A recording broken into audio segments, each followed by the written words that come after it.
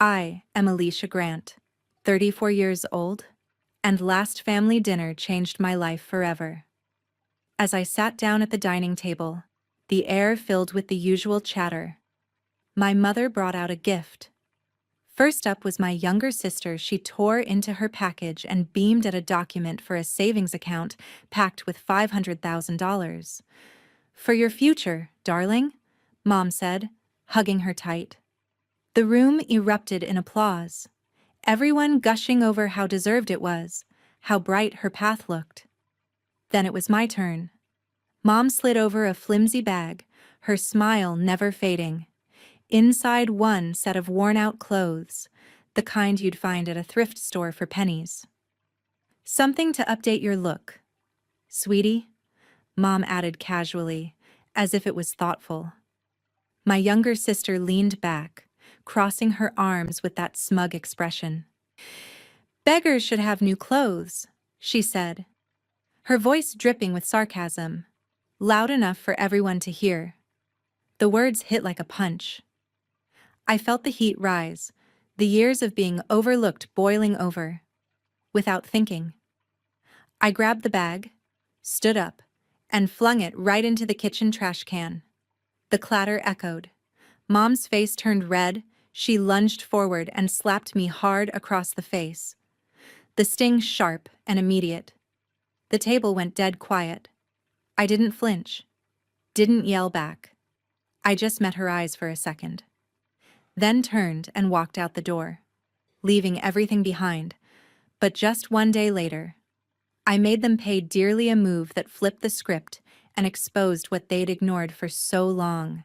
Before I dive into how that unfolded, the decisions that broke the chains, and the freedom I claimed on my terms, tell me in the comments if you've endured that kind of family sting, and subscribe now to follow every step of the reversal that redefined my worth.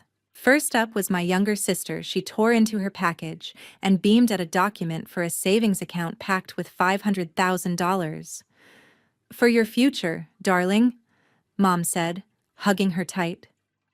The room erupted in applause, everyone gushing over how deserved it was, how bright her path looked. Then it was my turn.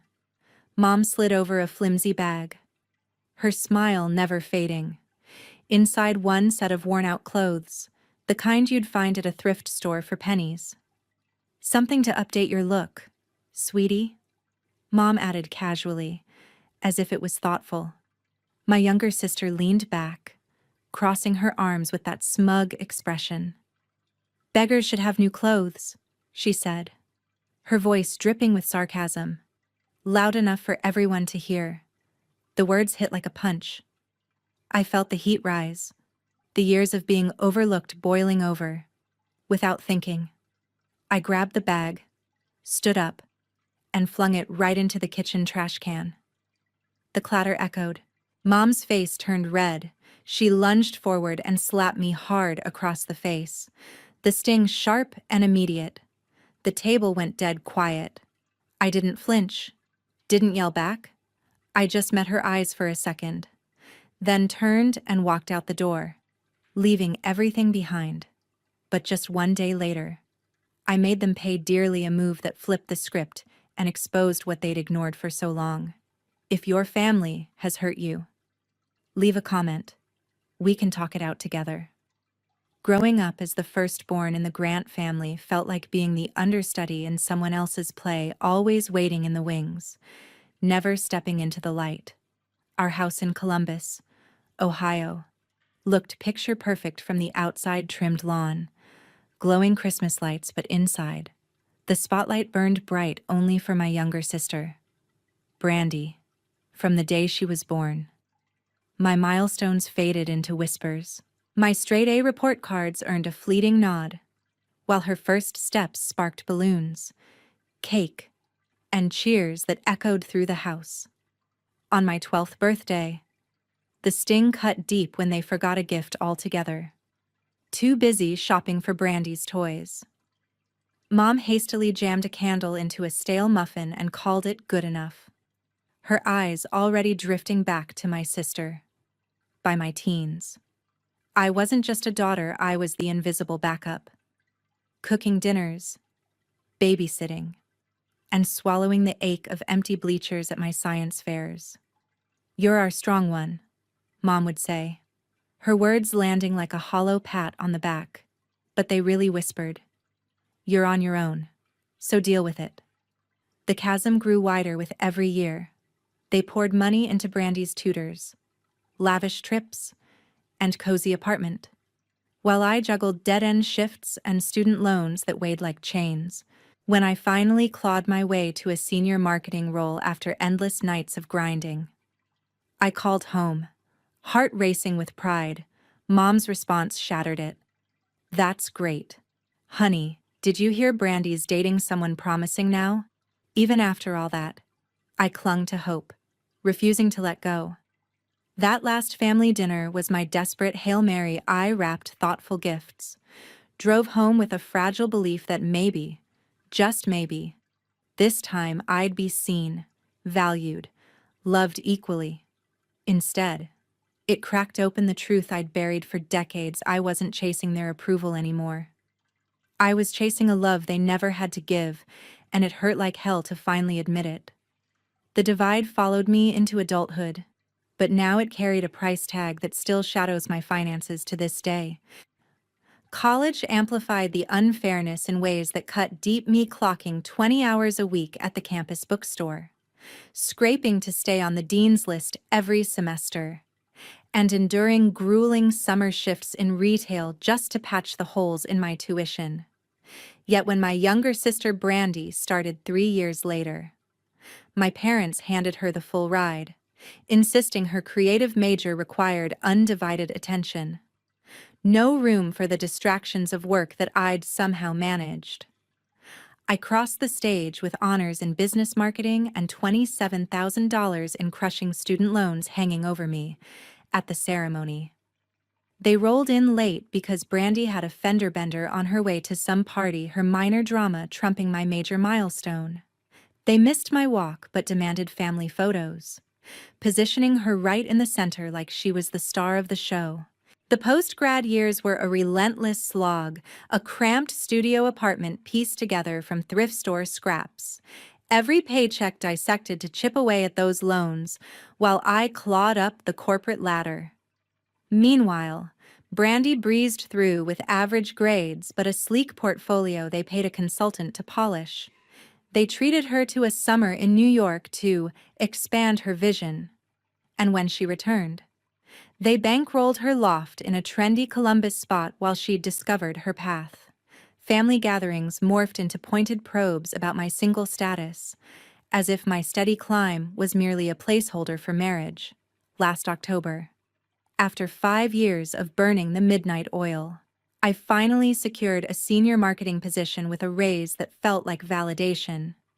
I dialed home, my voice trembling with excitement, ready for their cheers. "Nice work, honey," Mom replied, her words flat and fleeting. "Oh, did I mention Brandy's boyfriend Kyle is in grad school now? Such promise." The dismissal landed like a gut punch, that old ache flaring up. But I buried it once more.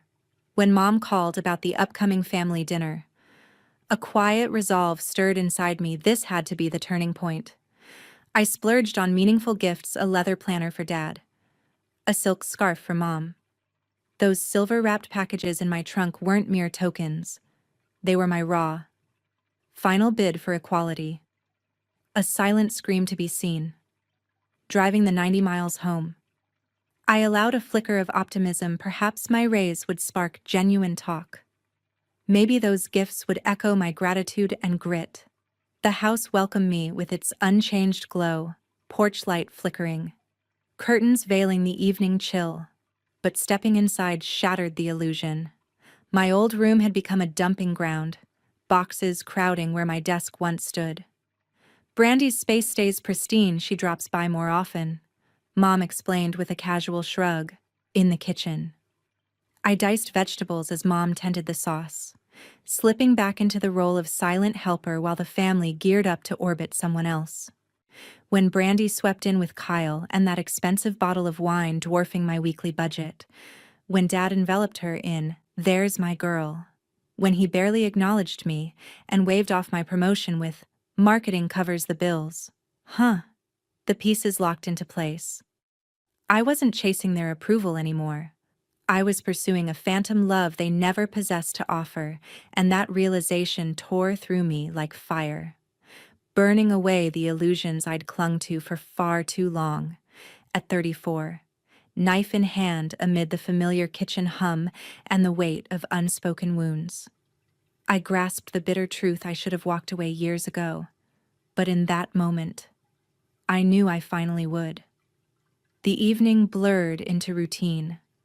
Relatives poured in: Aunt Carol, Uncle Frank, the cousins filling the house with chatter.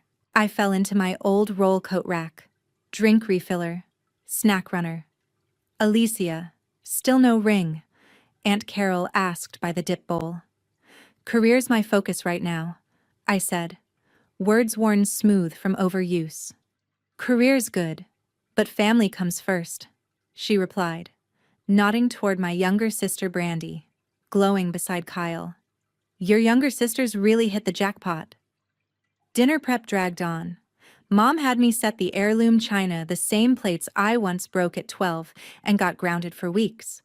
Brandy shattered an entire set years later, and they just swept it away. When I mentioned a major client pitch I'd nailed, Dad cut me off to ask Kyle about grad school. Later, as we moved to dessert, I ended up perched on an ottoman while my younger sister snuggled between Mom and Dad. The message was clear: she was the star of the night, and I was the afterthought. The ache twisting deeper in my gut. The next morning, I cooked breakfast before anyone stirred. Just like old times, my younger sister wandered down last, stretching like a cat.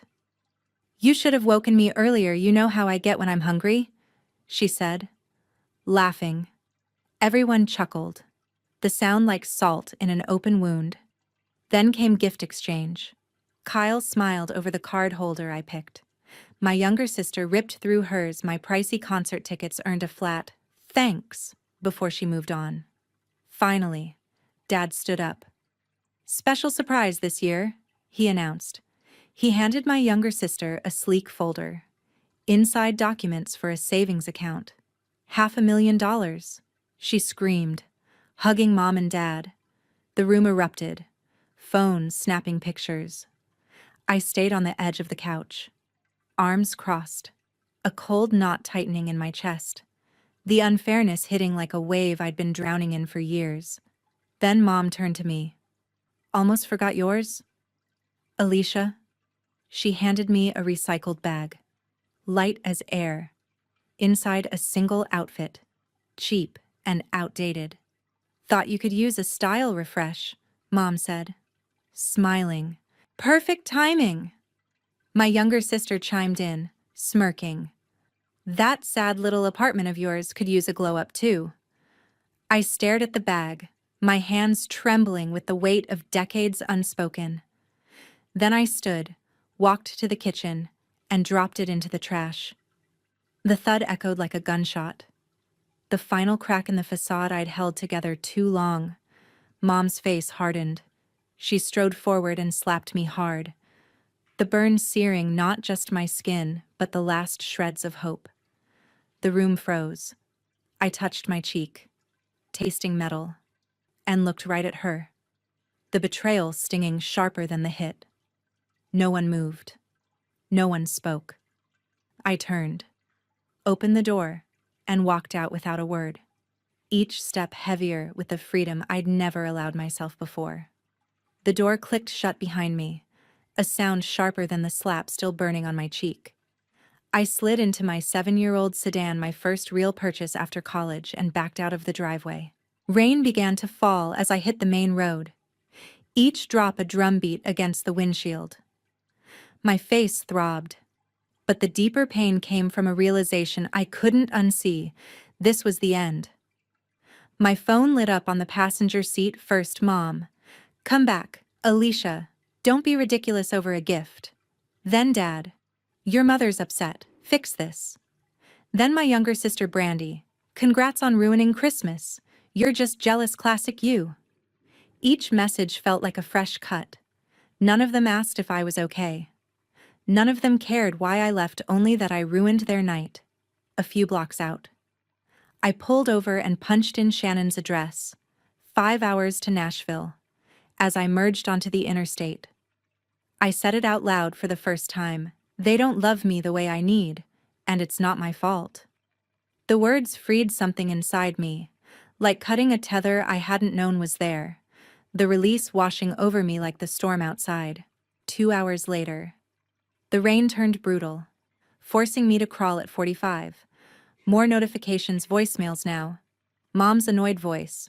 Where are you? Desserts on the table and Aunt Carol's asking for you. Dad's sharp tone. This is immature. Turn around. My younger sister Brandy's final jab. Nice job making this all about you.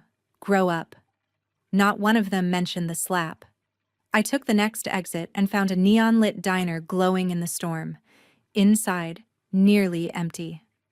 An older waitress approached with a kind smile. Tough night. Honey coffee's on the house. Her kindness nearly broke me. I nodded. Asked for pie. We talked as I ate. She told me how she'd left her own family at 30. How the guilt faded with time. Family isn't blood, she said softly. It's who treats you like you matter. When I left, she packed me extra pie and pointed me toward a small inn down the road. That night, lying on the narrow bed, I made a choice. I emailed my supervisor, requesting a transfer to the Nashville branch. I started searching for rentals, mapping out neighborhoods, comparing prices. For the first time in years, I wasn't begging for a place at the table, I was building my own, the empowerment surging through me like a long-denied breath. Morning came clear and cold. I called my boss despite the holiday. We can move you by mid-January, she said. One weight off my chest. But my car had other plans. 10 miles out. The engine coughed.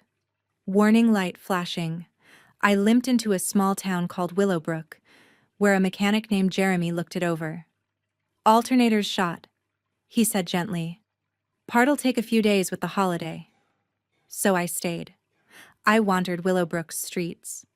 Victorian houses strung with lights, a quiet little world that felt like a reset button, in a cozy cafe.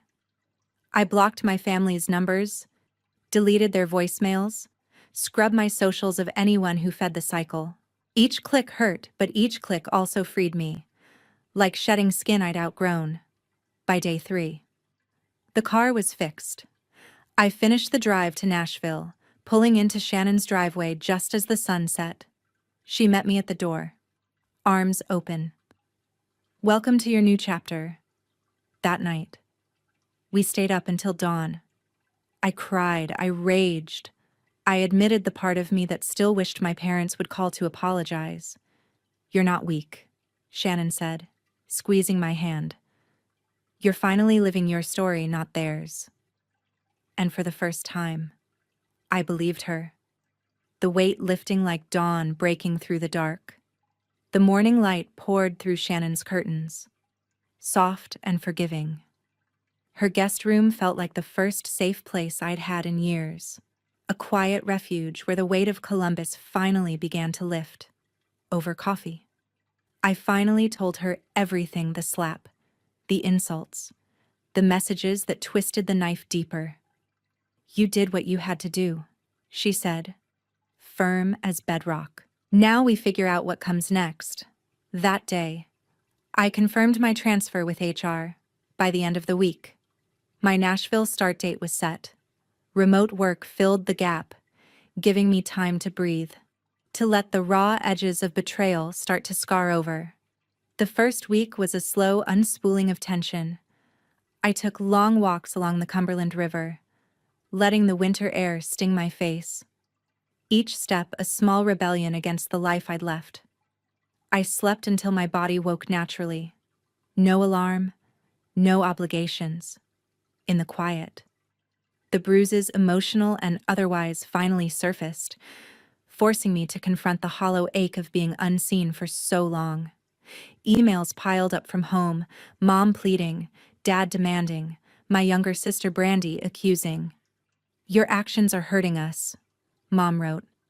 I didn't reply. I gave myself permission to do nothing except heal. A gift I'd never allowed myself before. One that brought tears of relief in the silence. Therapy became my lifeline. Dr. Denise listened as I laid out decades of being the family's invisible backbone, the one who held it all together while they poured everything into Brandy. "Their treatment of you reflects their limitations, not your worth," she reminded me, her words landing like a balm on old wounds. Boundaries. She taught me, weren't punishment, they were self-care, a shield I'd never known I deserved.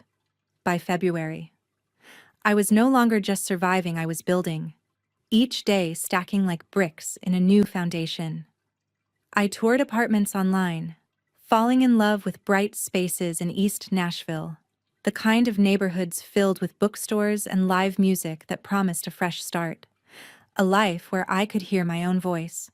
I joined a local marketing network, a book club, even a Sunday yoga class, things I used to think were luxuries for other people. Now mine to claim without guilt. My new team trusted me right away. I was handed the lead on a major tourism campaign, and when we won, my director said, "Your ideas are exactly what this market needs." Her praise, hitting like sunlight after endless shadow. With my bonus, I bought real furniture, not thrift store leftovers, but pieces that felt like mine, each one a quiet affirmation of my worth. Recognition was strange at first, like wearing new shoes that actually fit after years of blisters. The comfort almost overwhelming. The family's messages escalated. Dad showed up at my old office. Aunt Carol claimed mom was hospitalized from stress. The old me would have gone running, heart pounding with guilt. The new me checked first, it was indigestion. Discharged the same day and stayed put. The decision a quiet victory that echoed through my chest. For the first time, I chose myself over their drama, and it felt good. Like reclaiming a piece of my soul I'd long surrendered. In March, something shifted completely. My cousin Sean, who'd seen the dinner blow up, messaged me, "I saw it all growing up. You weren't imagining it. You deserved better." We met for coffee when he came through Nashville. Hearing him say the words out loud, "They won't change," set me free. The validation washing away the last doubts like rain on parched earth. By summer, my life felt like it finally belonged to me. I moved into a sunlit one-bedroom in Midtown. I filled it with warm wood furniture, bold colors, plants that thrived in the windowsill. Not one piece was chosen to please anyone but me, the space a mirror of the independence I'd fought for. I reconnected with Jeremy, the mechanic who'd fixed my car, and we started dating slowly, on my terms. His steady presence a gentle anchor in this new world. Game nights with Shannon, happy hours with coworkers, yoga brunches. My circle was small but solid. Each connection a thread weaving a safety net I'd never had. The bag of cheap clothes from that night still sits in my closet, untouched. Not as a wound anymore, but as proof. Proof that the night I walked out, I chose myself, and I never looked back. The freedom tasting sweeter than any approval they could have offered. The months stretched on. At first, family communications escalated, desperate texts from new numbers, emails pleading for contact. "We're worried sick," one from mom read. "This silence is cruel." Dad's came sharp. "Family sticks together, you owe us an explanation." Brandy's messages swung wildly between guilt trips and venom. "How could you abandon us over nothing?" I deleted them all, unread. The tug at my heart, once so strong, had faded, replaced by a steady rhythm I'd built in Nashville, a life finally my own. Still, Whispers from mutual contacts revealed a reckoning back home. Brian lost his job during the February layoffs, the Ohio manufacturing downturn cutting through families like a storm, without his paycheck. The household budget crumbled. Lori's health suffered next. The stress triggered high blood pressure episodes. She ended up in the ER twice, prescriptions and strict rest orders she couldn't follow. Relatives brought meals, but when I eventually heard her voice through a voicemail from Sean, it trembled. "You've broken your mother's heart." Aunt Carol had written once, but I knew better. It wasn't me. Patterns like this had been breaking me for decades. And Brandy, she faced the harshest reality. Her loft rent piled up, credit cards maxed on trips and clothes, and without parental subsidies. Her passion project stalled. She bounced from temp job to temp job waitressing, retail, clerical, but nothing stuck. Debt collectors called relentlessly. Kyle drifted away as the illusion faded. Last I heard from Sean, they'd split. Attempts to lure me back followed immediately, relatives delivering guilt, promises of talks if I returned. Sean's warning rang in my head. They're not reflecting, just reacting. I held my ground. No replies, no visits. My silence became a fortress, unbreakable. A year later, everything had changed. My midtown apartment glowed with sunlight I chose, alive with colors and plants I nurtured. My career had taken flight. The tourism campaign that once felt like just another project earned me a team lead role and recognition within the industry for innovation. Jeremy and I grew together slowly, his quiet presence steadying scars I thought permanent. The first holiday gathering I hosted for my chosen family, Shannon's friends, co-workers, yoga buddies, was revelatory. Laughter bounced through the rooms. No hierarchies, no shadows from childhood.